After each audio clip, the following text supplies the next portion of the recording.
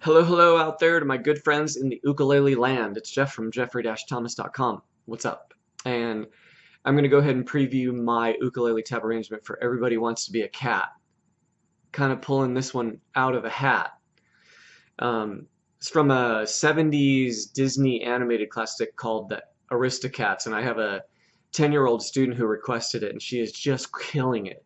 And it's a perfect example of swing jazz that makes sense on the ukulele. So here we go. I'm following the original version. Pardon my vocal, and let's run through it. Ready, go. Everybody wants to be a cat because the cat's the only cat who knows where it's at. Listen, everybody's picking up on that feline beat, 'cause everything else is obsolete.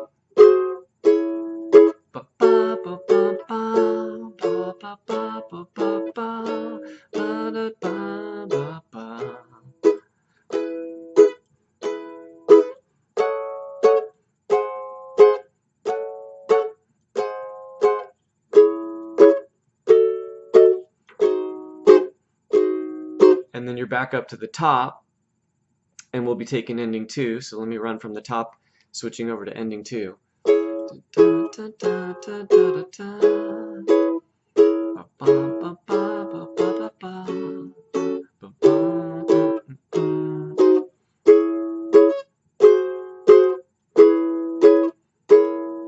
Okay, end of line 2 right then, and we make the switch down to ending 2. A major 7, and then okay. So let's talk about a few details. The swing jazz strum is basically long short. So your first beat's going to be a quarter note, and your second beat's going to be cut short. Your third beat's going to be a quarter note, and your fourth beat's going to be cut short. So let me just do that on a C sharp minor 7 so we can kind of get the feel on that. So 1, 2, 3, 4.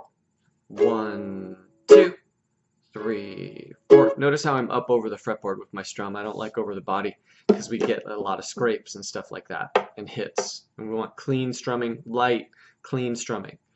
1, 2, 3, 4. 1, 2. Now there's also something that you do when you're comping. Comping is short for accompaniment. When you're comping jazz chords, and that is that you sort of pulse your left hand. Like there's my left hand down on the chord, and then I sort of like just lift off. So when you watch good players, they're going to do that. And the reason for lifting the fingers up is to make sure that the chord is cut short. You don't want to do any goofy trying to stop the chord down here with a rest. It's just you won't have time at tempo, right? So on that second and fourth beat, you'll see my left hand is lifting up lightly off the chord and then bringing it back down. That's a huge tip for getting the right sound. This has a very large chord pool, this tune. And if you listen to the original recording, I have done my best to follow those voicings. They're all spelled out up in the chord diagrams with the proper fingerings. And I think it's super fun. I really think it's a great sounding tune, and I did a pretty good job keeping it accurate to the original. Kept it in the same key. And what else can I say about it? Oh, there's a couple shortcut voicings that I'll go ahead and point out. If you go ahead and look at the last measure of the 5th line, there's a D sharp minor 7 flat 5 chord, which I trimmed down to actually these fingerings.